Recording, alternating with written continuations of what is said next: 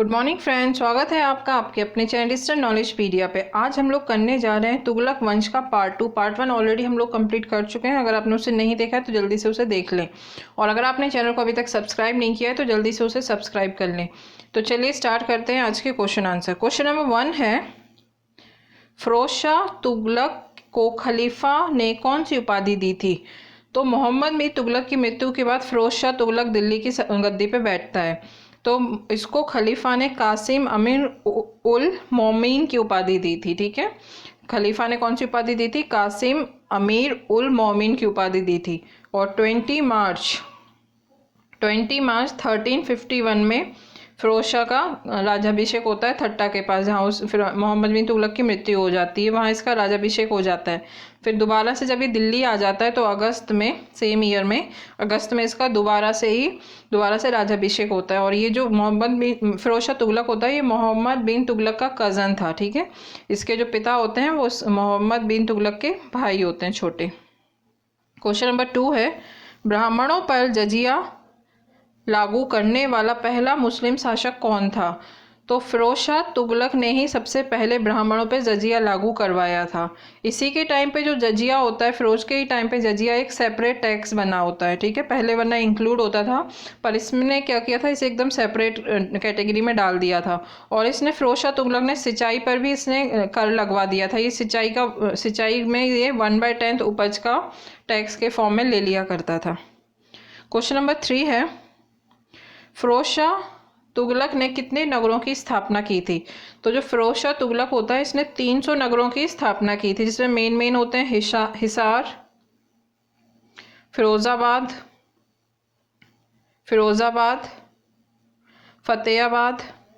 फतेहाबाद, जौनपुर, फिरोजपुर। तो इसने टोटल 300 नगर की स्थापना की थी, और इसने 5 बड़ी नहरों का भी निर्माण करवाया था। क्वेश्चन नंबर 4 देखते हैं, फिरोज शाह तुगलक की आत्मकथा किस नाम से है? तो जो फिरोज शाह तुगलक है, इसकी जो आत्मकथा है वो है फतुहात-ए फिरोज शाही के नाम से। फतुहात-ए फिरोज शाही के नाम से, जिसमें सिर्फ 32 पेजेस हैं। 32 पेजेस हैं इसमें। ठीक है, और फिरोज शाह तुगलक ने क्या किया था, इसने जो सैन्य पद होते हैं उनको इसने वंशागुनित करवा दिया था। ठीक है, नेक्स्ट क्वेश्चन देखते हैं, क्वेश्चन नंबर 5। अशोक के कौन से 2 स्तंभों को फिरोज शाह तुगलक ने दिल्ली में स्थापित किया था? तो अशोक के जो 2 स्तंभ होते हैं, टोपरा गांव वाला हरियाणा और मेरठ यूपी वाला, उसको फिरोज शाह तुगलक क्या करता है, दिल्ली में स्थापित करवा देता है। इसे जब ये इन्हें देखता है तो ये बिल्कुल मोहित हो जाता है और इन्हें लेके आ जाता है दिल्ली में। क्वेश्चन नंबर 6 है, दिल्ली सल्तनत के सुल्तानों में सबसे अधिक दास किसके समय में थे? तो सबसे अधिक जो दास थे वो थे फिरोज शाह तुगलक के टाइम में। इसके पास 1,80,000 दास थे। 1,80,000 दास थे। इसने दासों की जो केयर होती है उसकी देखभाल के लिए एक अलग विभाग बना रखा था, डिपार्टमेंट था, उसका नाम था दीवान ए बंदगान। दीवान ए बंदगान नाम से इसने एक अलग विभाग बना रखा था दासों की केयर के लिए, देखभाल के लिए। और इसने एक और विभाग बनवा रखा था, दीवान ए खैरात। दीवान ए खैरात में ये किसके लिए था? ये था जो अनाथ मुस्लिम वुमेन्स होती हैं, विडोज होती हैं और गर्ल्स होती हैं, उनके लिए ये दीवान ए खैरात विभाग इसने बनवा रखा था। नेक्स्ट क्वेश्चन देखते हैं, क्वेश्चन नंबर 7। फिरोज शाह तुगलक ने राजस्व व्यवस्था के अंतर्गत कितने करों को समाप्त कर दिया था? तो जो फिरोज शाह तुगलक होता है वो 24 कष्टदायक करों को समाप्त कर देता है, फिनिश कर देता है, और उनकी जगह पे सिर्फ 4 मेन कर टैक्स इम्प्लीमेंट करवाता है। 4 कौन कौन से होते हैं? फर्स्ट होता है खराज। ये लगान पे, ये जो होता है ये लैंड के ऊपर लगता है लगान। ठीक है, लैंड के ऊपर ये होता था 1/10। और दूसरा होता है खम्स। जो खम्स होता है वो युद्ध में लूटे हुए माल को खम्स कहते हैं, तो उसमें ये लगता था लूटे हुए माल पे। और दूसरा जजिया, जो नॉन मुस्लिम्स पे लगता था, इसने ब्राह्मणों पे भी स्टार्ट करवा दिया था। और तीसरा जजिया, और लास्ट है जकात। जकात प्रॉपर्टी टैक्स होता है, जो वो 2% प्रॉपर्टी पे लेता था। तो इसने 24 करों को, जो बहुत ज़्यादा मुश्किल होते थे आम जनता को चुकाना, वो सब इसने ख़त्म करके सिर्फ 4 कर जो मेन रह गए थे वो इसने स्टार्ट रखे थे, खराज, खम्स, जजिया और जक़ात। क्वेश्चन नंबर 8 देखते हैं। फिरोज शाह तुगलक ने जौनपुर नगर की नींव किस शासक की स्मृति में डाली थी?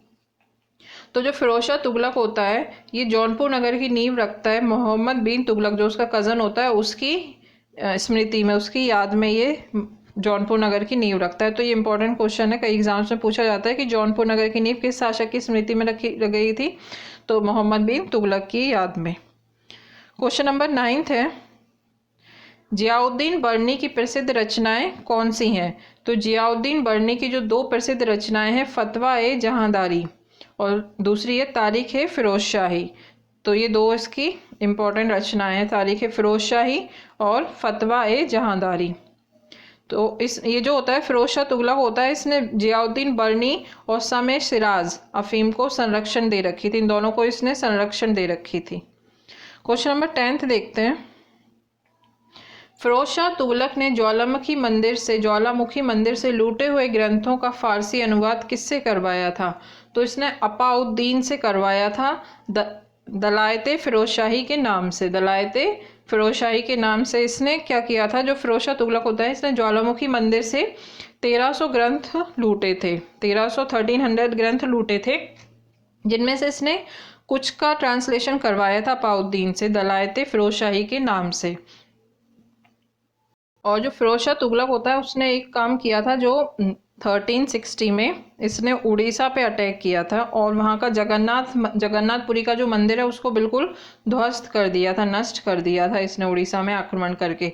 और 1361 में इसने नगरकोट पे अटैक किया था। नगरकोट पे इसने अटैक किया था तो इसकी जो सेना थी वो रन के रेगिस्तान में ये फंसी रहती है 6 मंथ के लिए, 6 महीने तक ये लोग वहीं घूमते रहते हैं, रन में खो जाते हैं। तो ये 2 इम्पोर्टेंट अटैक्स थे इसके 1360 में उड़ीसा में, जिसने इसने जगन्नाथपुरी मंदिर को ध्वस्त किया था, और 1361 नगरकोट अटैक, जिसमें 6 महीने के लिए इसकी सेना वहीं पे घूमती रहती है, गुम हो जाती है। क्वेश्चन नंबर 11 देखते हैं। दिल्ली में कोटला फिरोज शाह दुर्ग का निर्माण किसने करवाया था? तो ये जो कोटला फिरोज शाह दुर्ग है इसका निर्माण फिरोज शाह तुगलक ने करवाया था। फिरोज शाह तुगलक के टाइम पे जो मकबरे बने थे वो एक और मकबरा था खान ए जहां तेलंगानी, ये इसी के टाइम पे बना था। तो इसका जो खाने जहां जो तेलंगानी जो मकबरा इसने बनवाया था फिरोज शाह तुगलक ने, इसका कंपैरिजन जो जेरूसलम में उमर मस्जिद है उससे किया जाता है। मतलब इसका इतनी अच्छी कंस्ट्रक्शन हुई थी इसके खाने जहां तेलंगानी की, तो इसका जो कंपैरिजन है वो जेरूसलम की उमर मस्जिद से किया जाता है। और इसने दिल्ली में एक हॉस्पिटल बनवाया था, दिल्ली में एक हॉस्पिटल बनवाया था फिरोज शाह तुगलक ने। क्वेश्चन नंबर 12 देखते हैं। फिरोज शाह तुगलक का सेनापति कौन था जिसकी वजह से उसका शासनकाल शांतिपूर्ण रहा? तो खाने जहां मकबूल इसका जो सेनापति था, जो इसकी सारे मिशन में इसके साथ रहता था, उसकी वजह से इसका जो शासनकाल था वो काफ़ी हद तक उसकी सफलताओं के लिए काफ़ी हद तक जिम्मेदार था खाने जहां मकबूल। क्वेश्चन नंबर 13 देखते हैं। फिरोज शाह तुगलक ने चांदी तांबे के मिश्रण से बने सिक्के निर्मित करवाए, उन्हें क्या कहते थे? तो उन्हें अद्दा और मिश्र कहते थे। ठीक है, इसने 2 सिक्के बनवाए थे अद्दा और मिश्र नाम से, जो चांदी और तांबे के मिक्सचर से उसने बनवाए थे। और जो फिरोज शाह तुगलक होता है उसकी मृत्यु हो जाती है 1388 सितंबर 1388 में इसकी मृत्यु हो जाती है। इसके बाद जो मतलब इसकी डेथ के बाद 1388 के बाद तुगलक वंश ज़्यादा सर्वाइव नहीं कर पाता है, मतलब कोई इतना इम्पोर्टेंट शासक आ ही नहीं पाता है, स्ट्रॉन्ग शासक नहीं आ पाता है। और इसके बाद 1388 के बाद मालवा, गुजरात, जौनपुर भी इंडिपेंडेंट हो जाते हैं, तो मतलब इसके बाद ज़्यादा दिन तक नहीं चलता है। नेक्स्ट क्वेश्चन देखते हैं, क्वेश्चन नंबर 14। तुगलक वंश का अंतिम शासक कौन था? तो तुगलक वंश का अंतिम शासक कौन था? तो नसरुद्दीन महमूद तुगलक जो होता है वो तुगलक वंश का लास्ट शासक होता है। और इसकी जो दुर्दशा होती है वो काफ़ी बुरी हो जाती है, बिल्कुल मतलब ये राज करने लायक नहीं होता है।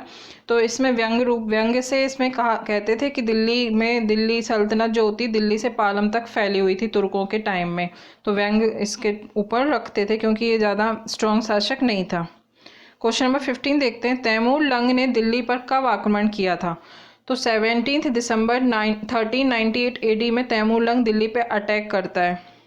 उस टाइम पे जो वहाँ सुल्तान होता है महमूद तुगलक, वो दिल्ली से भाग जाता है और तैमूर उसे दिल्ली को क्या करता है, बुरी तरीके से ध्वस्त कर देता है तैमूर। और तैमूर वापस अपने सेंट्रल एशिया लौट जाता है और यहाँ पे अपना एक नॉमिनी मतलब कोई छोड़ जाता है, अपना उत्तराधिकारी छोड़ जाता है, जिसको खिरिज खां को छोड़ जाता है।